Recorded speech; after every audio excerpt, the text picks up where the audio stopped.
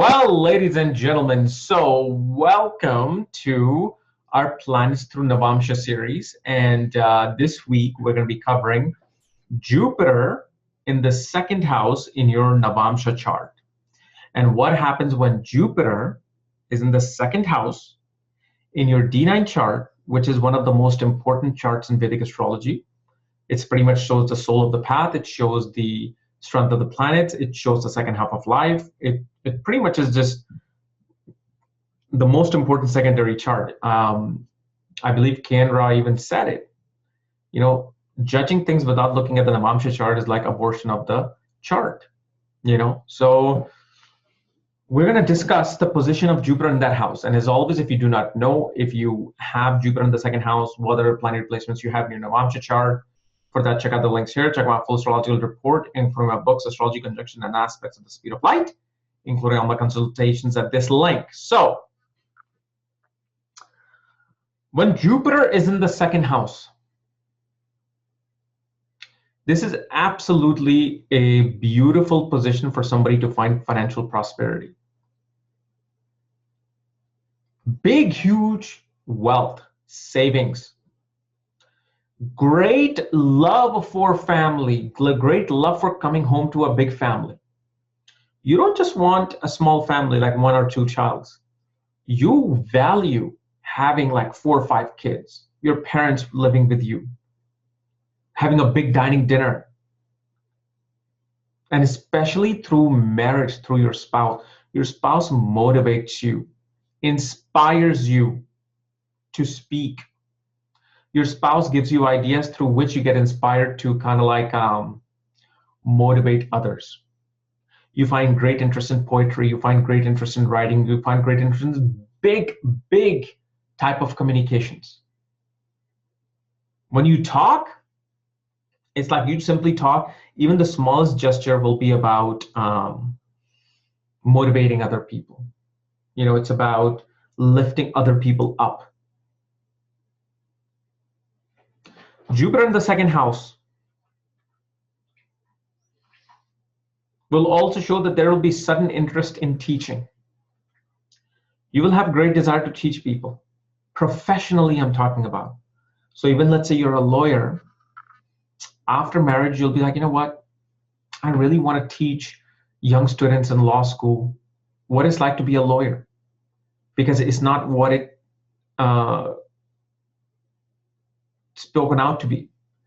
It's not what it's told by everybody in general public, like law is this, and this. I want to give the real lowdown of the daily work, of all the depositions I have to deal with, what type of calls I will get, what will I have to expect from my coworkers, from my boss, the type of hours I will work. So I'm just giving an example. You could be an engineer, you could be a doctor, but simply you're going to want to teach. It's natural for you to want to teach. One thing though that we see with this is that the relationship with the in-law, either maybe with the least amount of words or maybe just a bit corrupt. You feel like you have to work hard at dealing with your father-in-law, not mother-in-law per se, father-in-law especially. There's this natural distance that comes between you and your father-in-law. Then the other thing we also see is that one becomes very religious, very spiritual. One wants to look for a guru with this position. So even if, let's say, your Jupiter is in such a place in the first half of your life where you just don't care for religion, you are atheist, agnostic, but with this particular position, you're going to suddenly want to connect with your divinity. That's where you will find your greatest of inspiration, greatest of divine love. You'll feel this motherly love from a guru, not even a god, a guru. Doesn't matter if it's a male or female, you'll find that love. And especially how can I put this? Your karma to get married, okay? The reason behind your karma to get married is to raise your children. I know it sounds very cliche, but there's a deep desire from previous lives where you want to nurture children. You want to give a lot of spiritual knowledge to your children. Children are the spiritual inspiration for you. And also, as with if you have Jupiter in the second house, with the birth of your first child, you will take pilgrimage, probably within a year. You'll take a pilgrimage.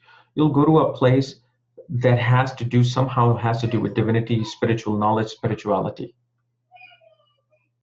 But also one of the great things we see with this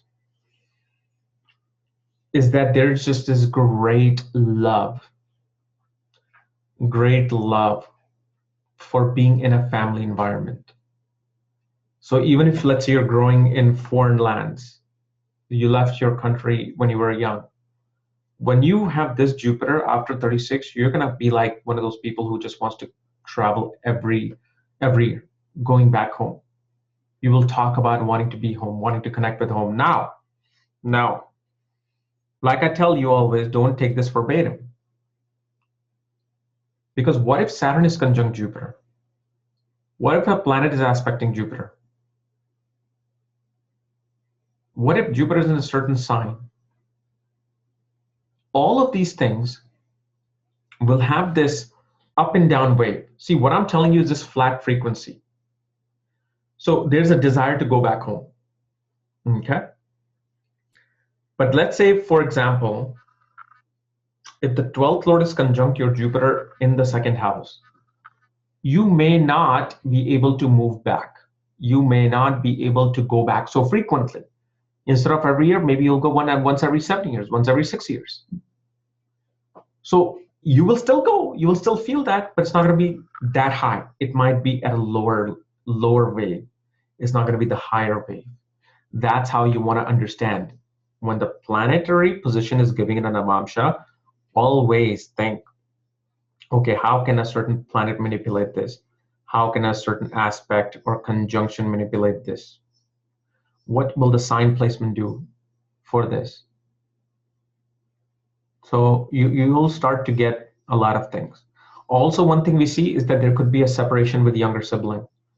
You may not communicate with the younger sibling so much. You will not, like you know how with the father-in-law you may feel demotivated with the younger sibling. With this Jupiter, you'll feel a bit of demotivation. And especially, you do not like dealing with your office workers. People in your office just get to you. Even if they're nice people, you just don't want to be around them as much with this Jupiter in the second house. But as far as like financial abundance is concerned, Jupiter will always try to help you. Like at the last minute, somehow, some way, money will show up, even if you don't have it. And let's say if you don't give the money, you may get your credit ruined or something. The last minute, always, money will come in, whether it's through marriage, whether it's after the age of 36. Okay. So guys, this is my analysis of Jupiter in the second house for Navamsa chart.